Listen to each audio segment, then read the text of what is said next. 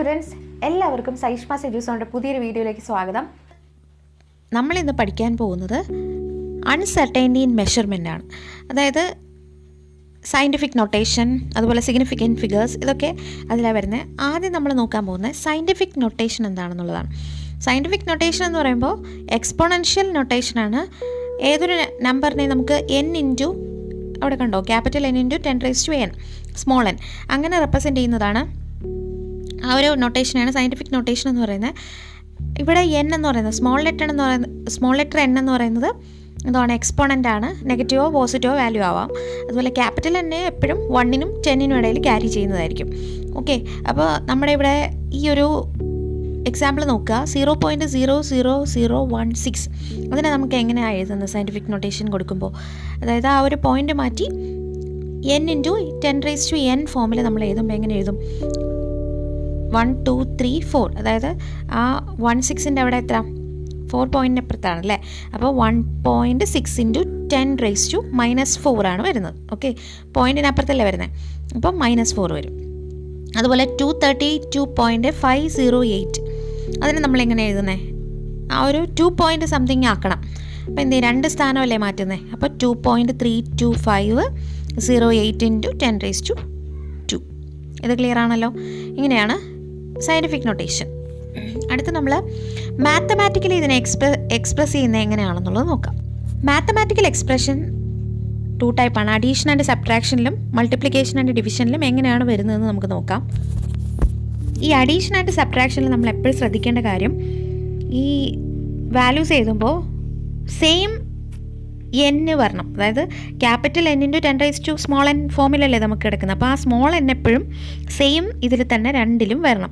അതായത് അഡീഷനും സബ്ട്രാക്ഷൻ്റെ കേസ് വരുമ്പോഴും ആ 2 കമ്പോണൻസിൻ്റെയും n സെയിം ആക്കി എടുക്കണം. ആക്കിയിട്ടില്ല എങ്കിൽ അത് ആക്കണം. ഓക്കെ, അപ്പോൾ ഇവിടുത്തെ കേസ് നോക്കുക. എക്സാമ്പിൾ 6.65 ഇൻറ്റു 10⁻4 പ്ലസ് 0.895 ഇൻറ്റു 10⁻4 എന്നാണ് കിടക്കുന്നത്. അപ്പോൾ നമുക്കിവിടെ മാറ്റേണ്ട കാര്യമൊന്നുമില്ല, കാരണം 10⁻n ആ n എന്ന് പറയുന്നത് സെയിം തന്നെയാണല്ലേ. 10⁻4 രണ്ടിനും സെയിം ആണ്. അപ്പോൾ നമുക്ക് മാറ്റുന്നതുകൊണ്ട് കുഴപ്പമൊന്നുമില്ലല്ലോ. അപ്പോൾ എന്ത് ചെയ്യണം, ഇതിൽ കോമൺ ആയിട്ട് 10⁻4 കിടപ്പുണ്ട്. അതിനെ നമ്മൾ എന്ത് ചെയ്യുക, പുറത്തെടുക്കുക. എന്നിട്ട് ആ ഒരു 6.65 പ്ലസ് 0.895 ഇത് എന്ത് ചെയ്യണം, ആഡ് ചെയ്യണം. ആഡ് ചെയ്യുമ്പോൾ നമുക്ക് കിട്ടുന്ന വാല്യൂ ആണ് 7.545 ഇൻറ്റു 10⁻4. ഓക്കെ, ഇത് സബ്ട്രാക്ഷൻ്റെ കേസ് വരുമ്പോൾ ഇങ്ങനെ തന്നെ എടുക്കണം. അവിടെ ശ്രദ്ധിക്കേണ്ട ഒരു കാര്യം എന്ന് പറയുന്നത് സ്മോൾ ലെറ്റർ n സെയിം ആക്കാൻ നോക്കുക. അത് അഡീഷൻ്റെയും സബ്ട്രാക്ഷൻ്റെയും കേസിൽ ഇങ്ങനെയാണ്. ഓക്കെ, നെക്സ്റ്റ് നമ്മൾ നോക്കുന്ന മൾട്ടിപ്ലിക്കേഷൻ ആൻഡ് ഡിവിഷനാണ്. മൾട്ടിപ്ലിക്കേഷൻ ആൻഡ് ഡിവിഷൻ എന്ന് പറയുമ്പോൾ ഇവിടെ മൾട്ടിപ്ലിക്കേഷനിലും ഡിവിഷനിലും ഇതുപോലെ തന്നെ എന്താണ്, സെയിം റൂൾസ് തന്നെ ഫോളോ ചെയ്യുന്നത്. ഇവിടെ നമുക്ക് നോക്കാം. എക്സാമ്പിൾ 5.6 ഇൻറ്റു 10⁻5 ഇൻറ്റു 6.9 ഇൻറ്റു 10⁻8 എന്നാണ് കിടക്കുന്നത് അല്ലേ. അപ്പോൾ എന്ത് ചെയ്യണം നമ്മൾ? അവിടെ നമുക്കറിയാം x⁻n ഇൻറ്റു x⁻m എന്ന് പറഞ്ഞാൽ എന്താണ്, x⁻m പ്ലസ് n ആണല്ലേ. അപ്പോൾ 5.6 ഇൻറ്റു 6.9 ഇൻറ്റു 10⁻², അതായത് x⁻n m ഇൻറ്റു x⁻n എന്നാണ് കിടക്കുന്നത്. അപ്പോൾ x⁻m ഇൻറ്റു x⁻n എന്ന് പറഞ്ഞാൽ എന്താണ്, x⁻m പ്ലസ് n. ഇവിടുത്തെ m എന്ന് പറയുന്നത് 5 ആണ്, n എന്ന് പറയുന്നത് 8 ആണ്. അപ്പം 5 + 8 അല്ലേ. അപ്പോൾ 5.6 ഇൻറ്റു 6.9 ദ ഹോൾ ബ്രാക്കറ്റ്, അത് ഇൻറ്റു 10⁻5 പ്ലസ് 8. അപ്പോൾ നമുക്ക് 38.64 ഇൻറ്റു 10⁻13 കിട്ടും. ഇതുപോലെ നമ്മൾ മൈനസിൻ്റെ കേസ്, അതായത് ഡിവൈഡഡ് ബൈ വന്നു കഴിഞ്ഞാൽ എന്ത് ചെയ്യണം, x⁻m ഡിവൈഡഡ് ബൈ x⁻n വന്നു കഴിഞ്ഞാൽ എന്താണ്, x⁻m മൈനസ് n ആണ് വരുന്നത്. ഓക്കെ, അത് നിങ്ങൾ ഓർത്തിരിക്കുക. ഇവിടെ നമ്മൾ ഡിവിഷൻ്റെ കാര്യം ഞാൻ എക്സാമ്പിൾ പറയുന്നില്ല, നിങ്ങൾ ചെയ്ത് നോക്കുക കേട്ടോ. ഏതെങ്കിലും ഒരു ഡിവിഷൻ, അതായത് നമുക്കിപ്പോൾ ഈ ഒരു കേസ് തന്നെ എടുക്കുക, 5.6 ഇൻറ്റു 10⁻5 ഡിവൈഡഡ് ബൈ 6.9 ഇൻറ്റു 10⁻8 എന്ന് വന്നു കഴിഞ്ഞാൽ നമ്മൾ എന്ത് ചെയ്യണം, 5.6 divided by 6.9 the whole bracket ഇട്ടിട്ട് 10⁻5 മൈനസ് 8 അങ്ങനെ ആയിരിക്കും വരുന്നത്. ഓക്കെ, അപ്പോൾ അതിൻ്റെ ആൻസർ അങ്ങനെ ആയിരിക്കും കിട്ടുന്നത്. അപ്പോൾ നെഗറ്റീവ് സൈന് വരും. മെഷർമെൻറ്റിലെ രണ്ടാമത്തത് സിഗ്നിഫിക്കൻറ്റ് ഫിഗേഴ്സ് ആണ്. എന്താണ് സിഗ്നിഫിക്കൻറ്റ് ഫിഗേഴ്സ്? സിഗ്നിഫിക്കൻറ്റ് ഫിഗേഴ്സ് എന്ന് പറയുമ്പോൾ എങ്ങനെയാണ്, number of significant figures in a measured quantity എന്ന് പറയുന്നത് equal to number of digits whose values are known with certainty plus the first uncertain digit. Okay, അപ്പോൾ അതിന് കുറച്ച് റൂൾസൊക്കെ ഉണ്ട്. റൂൾസൊക്കെ നിങ്ങൾക്ക് കാണുമ്പോൾ കുറച്ചൊക്കെ മനസ്സിലാവും കേട്ടോ. അപ്പോൾ റൂൾസിലോട്ട് നമുക്ക് നോക്കാം. ഒരു 5 to 6 റൂൾസ് ആണുള്ളത്. ഫസ്റ്റ് റൂൾ എന്ന് പറയുന്നത് all non zero digits are significant. എല്ലാ നോൺ സീറോ ഡിജിറ്റ്സും സിഗ്നിഫിക്കൻ്റ് ആണ്. എക്സാമ്പിൾ നമുക്കിവിടെ 285 സെൻറ്റിമീറ്റർ എന്ന് തന്നിട്ടുണ്ട്. ഈ 285 അപ്പോൾ നോൺ സീറോ അല്ലേ, സീറോ ഒന്നും അവിടെ ഇല്ലല്ലോ. അപ്പോൾ ഇതെല്ലാം സിഗ്നിഫിക്കൻ്റ് ആണ്. അപ്പോൾ നമുക്ക് എത്ര സിഗ്നിഫിക്കൻറ്റ് ഫിഗർ ആണുള്ളത്? 3, അതായത് 2, 8, 5 അങ്ങനെ 3 സിഗ്നിഫിക്കൻറ്റ് ഫിഗേഴ്സ് ആണുള്ളത്. ഇനി നെക്സ്റ്റ് നോക്കാം. 0.25 ml. ഇവിടെ നോൺ സീറോ ഡിജിറ്റ്സ് ആണ് സിഗ്നിഫിക്കൻ്റ്. അപ്പോൾ 2ഉം 5ഉം ആണ് സിഗ്നിഫിക്കൻറ്റ് ഫിഗേഴ്സ്. അപ്പോൾ 2 സിഗ്നിഫിക്കൻറ്റ് ഫിഗറാണ് ഈ ഒരു വാല്യൂവിനുള്ളത്. ഓക്കെ, ഇതാണ് ഫസ്റ്റ് റൂൾ എന്ന് പറയുന്നത്. നെക്സ്റ്റ് റൂൾ എന്ന് പറയുമ്പോൾ zeros preceding to first non zero digits are not significant. അപ്പോൾ നമുക്ക് പോയിൻറ്റിന് ശേഷം വരുന്ന സീറോസൊക്കെ വരുവാണെങ്കിൽ അത് സിഗ്നിഫിക്കൻ്റ് അല്ല എന്നാണ് പറയുന്നത്. ഓക്കെ, അപ്പോൾ ഇവിടെ 0.03 സെൻറ്റിമീറ്റർ എന്ന് പറയുന്നുണ്ടല്ലോ. അപ്പോൾ അവിടെ 0 സിഗ്നിഫിക്കൻ്റ് അല്ല, 3 മാത്രമാണ്. അപ്പോൾ 1 സിഗ്നിഫിക്കൻറ്റ് ഫിഗറാണ് ഈ ഒരു എക്സാമ്പിളിൽ ഉള്ളത്. നെക്സ്റ്റ് എക്സാമ്പിൾ എന്ന് പറയുമ്പോൾ 0.0052 മില്ലിമീറ്റർ അല്ലേ. അപ്പോൾ അവിടെ 0 പോയിട്ട് ബാക്കി 2, അതായത് 5ഉം 2ഉം മാത്രമല്ല. അപ്പോൾ 2 സിഗ്നിഫിക്കൻറ്റ് ഫിഗറാണ് ഈ ഒരു കേസിലുള്ളത്. അടുത്ത റൂൾ എന്ന് പറയുന്നത്, മൂന്നാമത്തെ rule, zeros between 2 non zero digits are significant. അതായത് 2 നോൺ സീറോ ഡിജിറ്റ്സിനിടയിലുള്ള സീറോസ് സിഗ്നിഫിക്കൻ്റ് ആയിരിക്കും. ഇതുവരെ നമ്മൾ സീറോ ഡിജിറ്റ്സൊക്കെ സിഗ്നിഫിക്കൻ്റ് അല്ലെന്നല്ലേ പഠിച്ചത്. പക്ഷേ നോൺ സീറോ ഡിജിറ്റ്സിനിടയിലാണ് വരുന്നതെങ്കിൽ അത് സിഗ്നിഫിക്കൻ്റ് ആയിരിക്കും. ഇവിടുത്തെ കേസിൽ ഓർക്കുക 2.005 എന്നാണ് കൊടുത്തിരിക്കുന്നത്. അപ്പോൾ അതെന്താണ്? 2 ഒരു സിഗ്നിഫിക്കൻ്റ് ഫിഗറാണ്, രണ്ടാമത്തെ 0യും മൂന്നാമത്തെ 0യും 5 സിഗ്നിഫിക്കൻ്റ് ആണ്. അപ്പോൾ മൊത്തം നമുക്ക് 4 സിഗ്നിഫിക്കൻറ്റ് ഫിഗേഴ്സ് കിട്ടി. ഓക്കെ, ഇത് എളുപ്പമല്ലേ? അപ്പോൾ ഇതൊക്കെ ഈ റൂൾസൊക്കെ ഓർത്തിരിക്കുക കേട്ടോ. അടുത്ത നാലാമത്തെ റൂൾ എന്ന് പറയുന്നത് zeros at the end or right of the number are significant provided they are 1 on the right side of the decimal point. അതായത് നമുക്ക് എക്സാമ്പിൾ നോക്കാം. 0.200 ഗ്രാം. അവിടെ എന്താണ്? Zeros at the end or right of the number. 0 എൻഡിലോ അല്ലെങ്കിൽ right of the നമ്പറിലാണെങ്കിൽ അതെന്താണ്? ആ decimal പോയിൻറ്റിൻ്റെ അങ്ങനെ വരുവാണെങ്കിൽ അത് സിഗ്നിഫിക്കൻ്റ് ആയിരിക്കും. അപ്പോൾ ഇവിടുത്തെ കേസിൽ നോക്കുക, 0.2 കഴിഞ്ഞിട്ടാണ് 0 വരുന്നത്. അപ്പോൾ അത് സിഗ്നിഫിക്കൻ്റ് ആണ്. അതുപോലെ പക്ഷേ നമ്മൾ 100, വെറും 100 എടുത്തു കഴിഞ്ഞാൽ അത് ഒരു സിഗ്നിഫിക്കൻറ്റ് ഫിഗറേ കാണുള്ളൂ. കാരണം എന്താണ്? 0 സിഗ്നിഫിക്കൻ്റ് അല്ല, അവിടെ 1 മാത്രമേ സിഗ്നിഫിക്കൻ്റ് ഉള്ളൂ. പക്ഷേ ഡെസിമലിന് ശേഷം ആ ഒരു നോൺ സീറോ ഡിജിറ്റ്സിന് ശേഷം വരുന്ന എന്താണ് സീറോസ് സിഗ്നിഫിക്കൻ്റ് ആണ്. പക്ഷേ ഈ 100ൻ്റെ കേസിൽ സിഗ്നിഫിക്കൻ്റ് അല്ല. 10ൻ്റെ കേസിലും 1 ആണ് അതിൻ്റെ സിഗ്നിഫിക്കൻറ്റ് ഫിഗർ. ഓക്കെ, ഇത്രയും ക്ലിയർ ആണല്ലോ. നെക്സ്റ്റ് 5th റൂൾ പറയുന്നത് exact number have an infinite number of significant figures. അതായത് 2 ബോൾസ് എടുത്തു. 2 ബോൾസ്, അതായത് എക്സാക്ട് നമ്പർ ഇവിടെ പറയുന്നുണ്ടല്ലോ, അത് സിഗ്നിഫിക്കൻറ്റ് ഫിഗേഴ്സ് ആയിരിക്കും. അതായത് 2 സിഗ്നിഫിക്കൻറ്റ് ഫിഗേഴ്സ് ആണുള്ളത്. 12 ബനാന. ഓക്കെ, 12 ബനാന എന്ന് പറയുമ്പോൾ എന്താണ്? 1ഉം 2ഉം. അപ്പോൾ 12 ബനാന എന്നാണ് പറയുന്നത്. Exact number have infinite number of significant figures. അപ്പോൾ 12 എന്ന് പറയുമ്പോൾ 12 സിഗ്നിഫിക്കൻറ്റ് ഫിഗേഴ്സാണ് അതിനുള്ളത്. ഓക്കെ, ഇത് ക്ലിയർ ആണല്ലോ. നമ്മൾ 10 എഗ് എന്ന് പറഞ്ഞെടുക്കുകയാണെന്ന് വിചാരിച്ചു. 10 eggs ആണുള്ളത്. അപ്പോൾ എഗ്, അപ്പോൾ എന്താണ്? 10, അതാണ് അതിൻ്റെ സിഗ്നിഫിക്കൻറ്റ് ഫിഗർ. എക്സാക്ട് നമ്പർ കൊടുത്തിട്ടുണ്ടെങ്കിൽ അത് തന്നെയാണ് അതിൻ്റെ സിഗ്നിഫിക്കൻറ്റ് ഫിഗേഴ്സ് വരുന്നത്. ഓക്കെ, ഇത്രയും ക്ലിയർ ആണല്ലോ. ഓക്കെ, നെക്സ്റ്റ് നമ്മൾ നോക്കാൻ പോകുന്ന സിഗ്നിഫിക്കൻറ്റ് ഫിഗേഴ്സിൽ അഡീഷനും സബ്ട്രാക്ഷനും വരുമ്പോൾ എങ്ങനെയായിരിക്കും അതിൻ്റെ സിഗ്നിഫിക്കൻറ്റ് ഫിഗേഴ്സ് എന്നുള്ളതാണ് നമ്മൾ നോക്കാൻ പോകുന്നത്. നമ്മൾ സയൻറ്റിഫിക് നൊട്ടേഷൻ ചെയ്തപ്പം നോക്കിയില്ലേ? അപ്പോൾ ഇവിടെയാണെങ്കിൽ result of an addition or subtraction should be reported to the same number of decimal place as that of the term with least number of decimal point. അതായത് നമ്മൾ 2 വാല്യൂസിനെ നമ്മൾ കൂട്ടുകയോ കുറയ്ക്കുകയോ ഒക്കെ ചെയ്യുവാണെന്ന് വിചാരിച്ചു. പക്ഷേ അതിൽ least number of decimal place വരുന്നതിനായിരിക്കും അത്രയും ആ ഒരു ഇതായിരിക്കും ആൻസറിൽ നമ്മൾ എടുക്കേണ്ടത്. അപ്പോൾ ഇവിടുത്തെ എക്സാമ്പിൾ നോക്കാം. നമുക്ക് എക്സാമ്പിൾസ് കുറച്ചൊക്കെ ചെയ്യുമ്പോൾ മനസ്സിലാവും. 12.11 പ്ലസ് 18.0 പ്ലസ് 1.012. ഇവിടെ ഈ 3 കേസ് എടുക്കുക. 12ൽ 12.11 അവിടെ എന്താണ്? 2 ആണുള്ളത്. 2 സിഗ്നിഫിക്കൻറ്റ് ഫിഗർ 2 അല്ലേ? അതായത് ആ പോയിൻറ്റിന് ശേഷം 2 വാല്യൂസാണ്, 2 പ്ലേസസ് ആണ് വരുന്നത്. അതുപോലെ 18.0 അവിടെയാണെങ്കിൽ 18 കഴിഞ്ഞിട്ട് 0.0, അതായത് 1 പ്ലേസ് ആണ് അവിടെ വരുന്നത്. അതുപോലെ 1.012 അവിടെ പോയിൻറ്റിന് ശേഷം 3 പ്ലേസസ് ആണ് വരുന്നത്. ഓക്കെ, അപ്പോൾ ഇതിലെ ഏറ്റവും ലീസ്റ്റ് ആയിട്ടുള്ള നമ്പർ ഓഫ് ഡെസിമൽ പ്ലേസ് ഏതായിരിക്കും? 18.0 അല്ലേ, അത് അവിടെ 1 മാത്രമല്ലേ ഉള്ളൂ. അപ്പോൾ അതായിരിക്കും നമ്മുടെ ആൻസറിൽ കിട്ടുമ്പോൾ എടുക്കേണ്ടത്. അപ്പോൾ ഇതിനെ നമ്മൾ ആഡ് ചെയ്തപ്പോൾ നമുക്ക് ഈ 3 വാല്യൂസിനെ ആഡ് ചെയ്തപ്പോൾ നമുക്ക് കിട്ടുന്ന വാല്യൂ 31.122 എന്നാണ് കിട്ടുന്നത് അല്ലേ. അപ്പോൾ നമ്മളതെങ്ങനെ എഴുതും? നമുക്ക് ലീസ്റ്റ് ഇതെന്ന് പറയുന്നത് 18.0 അല്ലേ, അപ്പോൾ നമുക്ക് എഴുതുമ്പോൾ 31.1 എന്നാണ് നമ്മൾ എഴുതുന്നത്. ഓക്കെ, അപ്പോൾ അത് കൊടുത്താൽ മതി. ഇതുപോലെ തന്നെയാണ് സബ്ട്രാക്ഷൻ്റെയും കേസ് വരുമ്പോൾ ലീസ്റ്റ് നമ്പർ വരുന്ന ഡെസിമൽ പ്ലേസ് ഉള്ളത് ആൻസറിൽ നമ്മൾ കൊടുത്താൽ മതി. ഓക്കെ, അടുത്ത് നമ്മൾ നോക്കാൻ പോകുന്ന മൾട്ടിപ്ലിക്കേഷൻ ആൻഡ് ഡിവിഷൻ്റെ കേസാണ്. മൾട്ടിപ്ലിക്കേഷൻ ആൻഡ് ഡിവിഷൻ്റെ കേസിൽ result must be reported with no more significant figures as there is a measured with the few significant figures. ഇവിടെ 2.5 ഇതുപോലെ തന്നെ സെയിം തന്നെ 2.5 ഇൻറ്റു 1.25. 2.5 1 പ്ലേസ് ആണ് ഡെസിമൽ, അതായത് പോയിൻറ്റിന് ശേഷം ഉള്ളത്. അതുപോലെ 1.25 എന്ന് പറയുമ്പോൾ പോയിൻറ്റിന് ശേഷം 2 വാല്യൂസാണ്, 2 പ്ലേസസ് ആണ് വരുന്നത് അല്ലേ. അപ്പോൾ നമ്മുടെ ആൻസർ നമുക്ക് 3.125, അതായത് 3 പ്ലേസ് ആണ് നമുക്ക് പോയിൻറ്റിന് ശേഷം വന്നത്. അപ്പോൾ നമ്മുടെ ആൻസർ കൊടുക്കുമ്പോൾ എന്താണ്? ലീസ്റ്റ് വരുന്ന അതാണ് കൊടുക്കേണ്ടത്, അതായത് 3.1 എന്ന് കൊടുക്കും. ഓക്കെ, ഇത്രയും ക്ലിയർ ആണ്. ഇവിടെ മോർ ദാൻ 2 സിഗ്നിഫിക്കൻറ്റ് ഫിഗേഴ്സ് വരാൻ പാടില്ല. ഓക്കെ, അപ്പോൾ ഇതിൻ്റെ വാല്യൂ എന്ന് പറയുമ്പോൾ 3.1 ആണ്. അപ്പോൾ നമ്മുടെ ഇവിടുത്തെ സിഗ്നിഫിക്കൻറ്റ് ഫിഗേഴ്സ് 2 അല്ലേ. ഓക്കെ, അടുത്ത് നമ്മൾ നോക്കാൻ പോകുന്ന കുറച്ച് ടിപ്പാണ്, അത് നിങ്ങൾ ശ്രദ്ധിച്ചിരിക്കുക കേട്ടോ.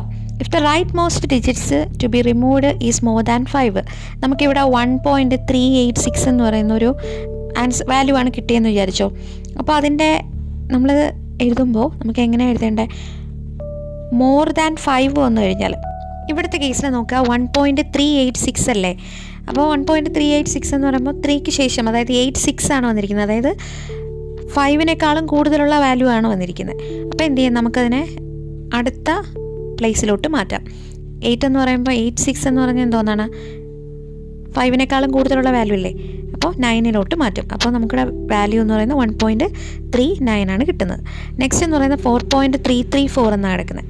അപ്പോൾ ഇവിടെയാണെങ്കിൽ നമുക്ക് 3 കഴിഞ്ഞിട്ട് 34 ആണ് വന്നിരിക്കുന്നത്. 34 എന്ന് പറയുമ്പോൾ എന്തായാലും 5-ന് മുകളിലല്ല. അപ്പോൾ നമ്മൾ എന്ത് ചെയ്യും? 4.33 എന്ന് എഴുതും. ആ ഒരു ഇത് റിമൂവ് ചെയ്യില്ല, കാരണം ലെസ് ദാൻ 5 വന്നു കഴിഞ്ഞാൽ നമ്മളൊരു 2 പ്ലേസ് ഇട്ടിട്ട് ബാക്കി റിമൂവ് ചെയ്ത് കളയുകയാണ് ചെയ്യുന്നത്.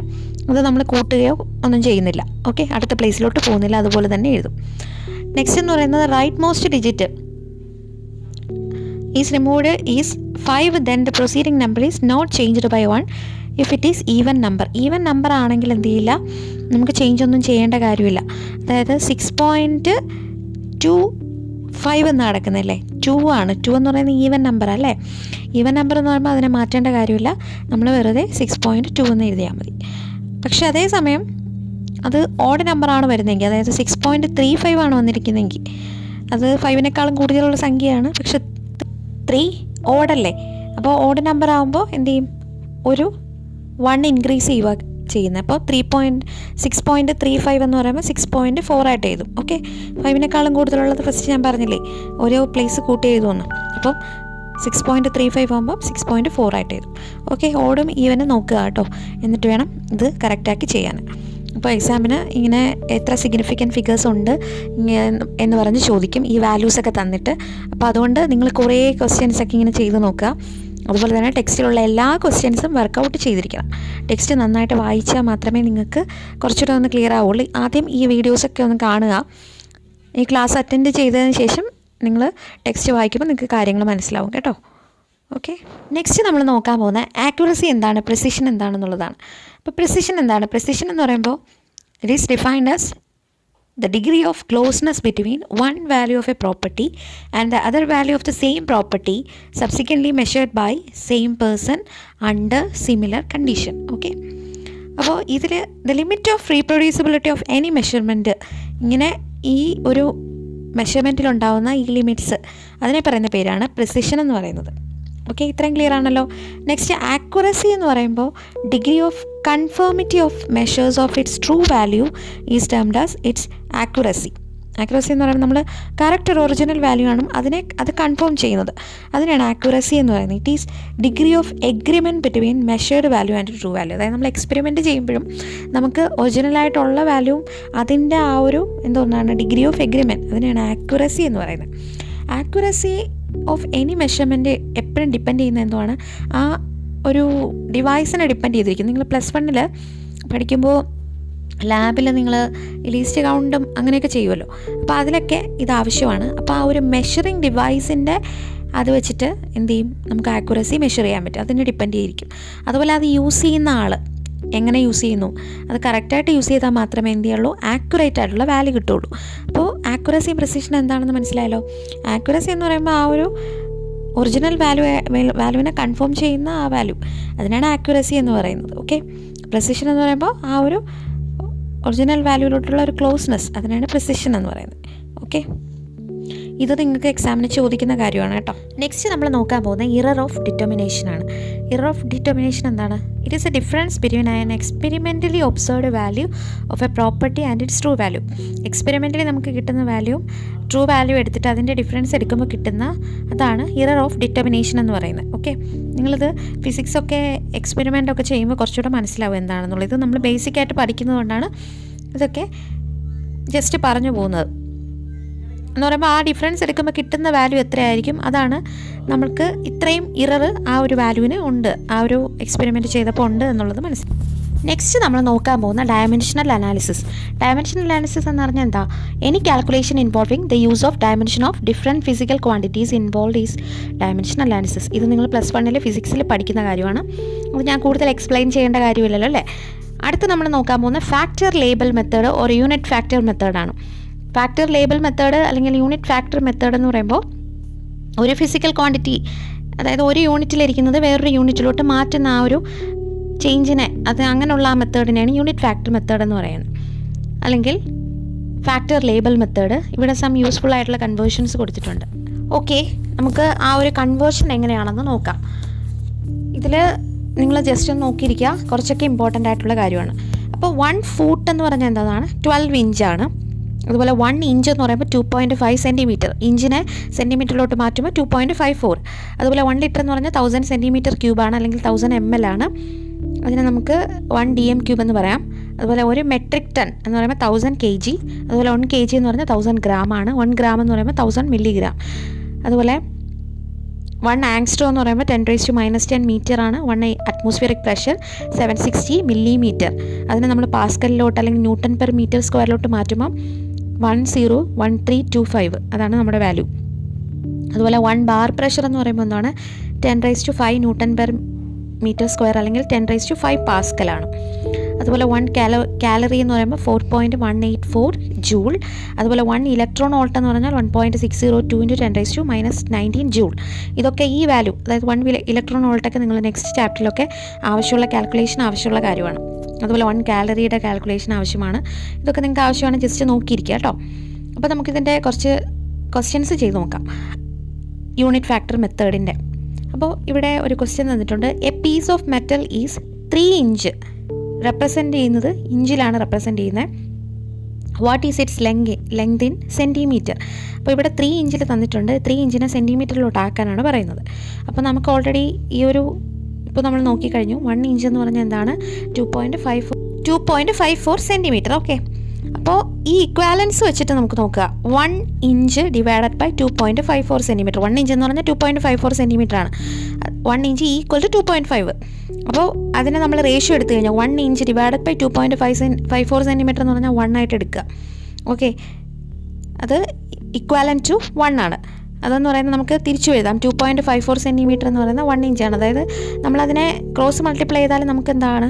1 ഇഞ്ച് ഇക്വൽ ടു 2.54 സെൻറ്റിമീറ്റർ കിട്ടും. ഓക്കെ, അപ്പോൾ ഇത് രണ്ടും ഈക്വലാണ്, 1 ഈക്വലാണ്. Both of these are called unit factor. ഇതിനെയാണ് യൂണിറ്റ് ഫാക്ടർ എന്ന് പറയുന്നത്. ഓക്കെ, അപ്പോൾ ഇത് നമ്മൾ മൾട്ടിപ്ലൈ ചെയ്താലും നമുക്ക് 1 ആണ് കിട്ടുന്നത്. അതായത് 1 ഇക്വാലൻ്റ് ആണ്, അത് രണ്ടും ഈക്വലാണ്. ഇത് അഫക്റ്റ് ചെയ്യുന്നില്ല, രണ്ടിനെയും അഫക്റ്റ് ചെയ്യുന്നില്ല. അപ്പോൾ നമുക്ക് 1 ഇഞ്ച് എന്ന് പറയുന്നത് 2.54 സെൻറ്റിമീറ്റർ ആണ്. അങ്ങനെയാണെങ്കിൽ 3 ഇഞ്ചാണ് കണ്ടുപിടിക്കുന്നത്. അപ്പോൾ അതിനെ ഇൻറ്റു ചെയ്താൽ പോരെ. അപ്പോൾ 3 inch into 2.54 centimetre divide by 1 inch. അപ്പോൾ നമുക്ക് വാല്യൂ കിട്ടും. ഓക്കെ, അപ്പോൾ 7.62 സെൻറ്റിമീറ്ററാണ് നമ്മുടെ വാല്യൂ. ഓക്കെ, ഇവിടുത്തെ കേസിൽ നമുക്ക് 1 ഇഞ്ച് എന്ന് പറഞ്ഞാൽ നമുക്കറിയാം. അപ്പോൾ അത് നമ്മൾ ഇക്വാലൻസിലോട്ട് മാറ്റിയിട്ട്, അതായത് ആ ഒരു യൂണിറ്റ് ഫാക്ടർ ഇതിലില്ലേ മാറ്റിയിട്ട് എന്ത് ചെയ്യണം, നമ്മൾ അതിനെ 3 കൊണ്ട് ഇൻറ്റു ചെയ്താൽ മതി. ഇത്രയേ ഉള്ളൂ, സിമ്പിളാണ്. അടുത്ത് വരുന്ന a jug contain 2 litre of milk, calculate the volume of milk in metre ക്യൂബിലോട്ട് മാറ്റാൻ. അതായത് ലിറ്ററിൽ തന്നിട്ടുണ്ട്, മീറ്റർ ക്യൂബിലോട്ട് മാറ്റാണ്. അപ്പോൾ യൂണിറ്റ് ഫാക്ടർ മെത്തേഡിൽ എങ്ങനെയാണ് എഴുതുന്നത്? 1 ലിറ്റർ എന്ന് പറഞ്ഞാൽ നമുക്ക് ഓൾറെഡി അറിയാം 1000 സെൻറ്റിമീറ്റർ ക്യൂബാണ്. അതിനെ നമുക്ക് മീറ്റർ ക്യൂബിലോട്ടാണ് മാറ്റേണ്ടത്. അപ്പോൾ 1 മീറ്റർ എന്ന് പറഞ്ഞാൽ 100 സെൻറ്റിമീറ്റർ ആണെന്ന് നമുക്കറിയാം. അപ്പോൾ 1 metre divided by 100 centimetre is equal to 1 എന്ന് പറഞ്ഞാൽ 100 സെൻറ്റിമീറ്റർ ഡിവൈഡഡ് ബൈ 1 ആണ്. അതായത് അത് 1 ഇക്വാലൻ്റ് ആണല്ലേ. അപ്പോൾ നമുക്ക് ആ ഒരു ഫസ്റ്റ് യൂണിറ്റ് ഫാക്ടർ നമുക്ക് എടുക്കാം. 1 മീറ്റർ ഡിവൈഡഡ് ബൈ 100 സെൻറ്റിമീറ്റർ, അതിൻ്റെ ക്യൂബ് എടുക്കുക. അപ്പോൾ 1 മീറ്റർ ക്യൂബ് ഡിവൈഡഡ് ബൈ 10⁻⁶ അല്ലേ. അതായത് 100 ക്യൂബ് എന്ന് പറഞ്ഞാൽ എന്താണ്, നമുക്കതിനെ 100 ക്യൂബ് എന്ന് പറയുമ്പോൾ അത് 100നെ 3 പ്രാവശ്യം ഇൻറ്റു ചെയ്യുക. അപ്പോൾ നമുക്ക് ഒരു 6 കിട്ടും അല്ലേ. അപ്പോൾ 10⁻⁶ സെൻറ്റിമീറ്റർ ക്യൂബ് അതെന്ന് പറയുന്നത് 1 ക്യൂബാണ്. അപ്പോൾ 2 ലിറ്ററിൻ്റെയാണ് നമുക്ക് കണ്ടുപിടിക്കേണ്ടത്. അപ്പോൾ അതിൻ്റെ കൂടെ 2 ഇൻറ്റു ചെയ്താൽ പോരെ, 2 × 1000 സെൻറ്റിമീറ്റർ ക്യൂബ്. 2 ലിറ്റർ എന്ന് പറയുമ്പോൾ 2 × 1000 സെൻറ്റിമീറ്റർ ക്യൂബ്, അത് ഇൻറ്റു ആ ഒരു 1 metre cube divided by 10⁻⁶ centimetre cube ചെയ്യുമ്പോൾ നമുക്ക് ആൻസർ കിട്ടും. അപ്പോൾ അതിനെ ഇൻറ്റു ചെയ്യുമ്പോൾ 2 മീറ്റർ ക്യൂബ് ഡിവൈഡഡ് ബൈ ആ 1000ൻ്റെ 3 പൂജ്യവും 10⁻⁶ 3 പൂജ്യവും കൂടെ വെട്ടിപ്പോവും. അങ്ങനെയാണ് ബാക്കി 2 മീറ്റർ ക്യൂബ് ഡിവൈഡഡ് ബൈ 10⁻³ കിട്ടുന്നത്. അങ്ങനെയാണ് 2 × 10⁻⁻3. അതായത് ഈ താഴെയുള്ള 10⁻³ മുകളിലോട്ട് പോകുമ്പോഴാണ് +3 എന്താവും, -3 ആയിട്ട് മാറും. അങ്ങനെയാണ് വരുന്നത് കേട്ടോ. അപ്പോൾ 2 × 10⁻³ മീറ്റർ ക്യൂബാണ് കിട്ടുന്നത്. ഓക്കെ, ഇത് ക്ലിയർ ആണല്ലോ. ഇതിനെന്തെങ്കിലും ഡൗട്ട്സ് ഉണ്ടോ? ഓക്കെ, ഡൗട്ട്സ് ഒന്നും ഇല്ലയെന്ന് തോന്നുന്നു. നമ്മൾ നെക്സ്റ്റ് നോക്കാൻ പോകുന്നത് അടുത്ത question, how many seconds are there in 2 days? Okay, അപ്പോൾ ഒരു ഡേയിൽ 24 hours ഉണ്ടെന്നറിയാം. നമുക്ക് എത്ര ഒരു 24 hours ആണ്. 1 hourൽ 60 minute ഉണ്ടെന്നറിയാം. 60 minute 60 second ഉണ്ടെന്നറിയാം. ഓക്കെ, അപ്പോൾ അത് വെച്ചിട്ടാണ് നമ്മൾ ഇൻറ്റു ചെയ്യേണ്ടത്. ഓക്കെ, അപ്പോൾ 1 day എന്ന് പറഞ്ഞാൽ 24 hours. അത് നമ്മൾ എഴുതുമ്പോൾ 1 day divided by 24 hour equal to 1 ആണ്. അതിന് നമുക്ക് തിരിച്ചും വേണമെങ്കിൽ എഴുതാം ഇക്വാലൻസ് ആയിട്ട്. അപ്പോൾ 1 hour എന്ന് പറഞ്ഞാൽ 60 minute ആണ്. അപ്പോൾ 1 hour divided by 60 minute is equal to 1, അല്ലെങ്കിൽ 60 minute divided by 1 hour is equal to 1 ആണ്. ഓക്കെ, അപ്പോൾ അതിന് 2 days ആയിട്ടാണ്, നമുക്ക് 2 day ആണ് കണ്ടുപിടിക്കുന്നത്. 1 dayയുടെ കേസാണ് നമ്മളിപ്പോൾ നോക്കിയത്. അപ്പോൾ 2 day ആണെന്ന് പറയുമ്പോൾ എന്താണ്, ഇതിനെല്ലാം കൂടെ നമ്മൾ ഈ 2 ഇൻറ്റു ചെയ്യും. അപ്പോൾ നമുക്ക് എങ്ങനെയാണെന്ന് നോക്കാം. Unit factor can be multiplied in series in 1 step only as follow. ഇങ്ങനെയാണ് ചെയ്യേണ്ടത്.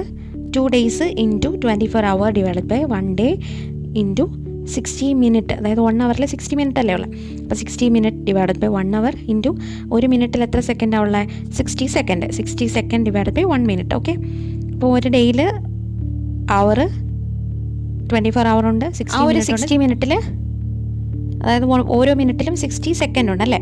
അപ്പോൾ 2 × 24 × 60 × 60. ഓക്കെ, അപ്പോൾ നമുക്ക് എന്താ കിട്ടുന്നത്, 172,800 സെക്കൻഡ്. ഇത്രയാണ് നമ്മുടെ കറക്റ്റ് ആൻസർ. അപ്പോൾ നമുക്ക് ഒരു ഡേയെ, അതായത് 2 ഡേയിൽ ഇത്ര സെക്കൻഡ് ഉണ്ട് എന്ന് മനസ്സിലാക്കാം. ഓക്കെ, ഇത്രയും ക്ലിയർ ആണല്ലോ. ഇങ്ങനെയാണ് നമ്മൾ ഇത്ര ഡേയ്സ് എടുത്തിട്ട് അതിനെ സെക്കൻഡിലോട്ട് മാറ്റുന്ന കേസ്. ഇതാണ് യൂണിറ്റ് ഫാക്ടർ മെത്തേഡ്. ഓക്കെ, അപ്പോൾ ഇന്നത്തെ വീഡിയോ നിങ്ങൾക്ക് എല്ലാവർക്കും ഇഷ്ടമായെന്ന് വിശ്വസിക്കുന്നു. നിങ്ങൾ ഈ വീഡിയോസൊക്കെ ഇഷ്ടമായിട്ടുണ്ടെങ്കിൽ നിങ്ങളുടെ കൂട്ടുകാർക്കൊക്കെ ഷെയർ ചെയ്യണം. ഞാൻ വളരെ സിമ്പിളായിട്ടാണ് പാഠഭാഗങ്ങളിൽ, നിങ്ങൾക്ക് അറിയുന്ന എല്ലാ കൂട്ടുകാർക്കും ഇത് ഷെയർ ചെയ്ത് കൊടുക്കാൻ മറക്കരുത്. അതോടൊപ്പം തന്നെ സബ്സ്ക്രൈബ് ചെയ്യണം. തൊട്ടടുത്ത് ഒരു ബെല്ലൈക്കൺ വരും. അപ്പോൾ ആ ബെല്ലൈക്കൺ അമർത്തി കഴിഞ്ഞാൽ ഓൾ എന്ന് പറയുന്ന ഓപ്ഷൻ ക്ലിക്ക് ചെയ്യുക. എന്നിട്ട് ഓക്കെ കൊടുത്തു കഴിഞ്ഞാൽ നിങ്ങൾക്ക് ഞാൻ അപ്ലോഡ് ചെയ്യുന്ന എല്ലാ വീഡിയോസും ലഭിക്കുന്നതായിരിക്കും.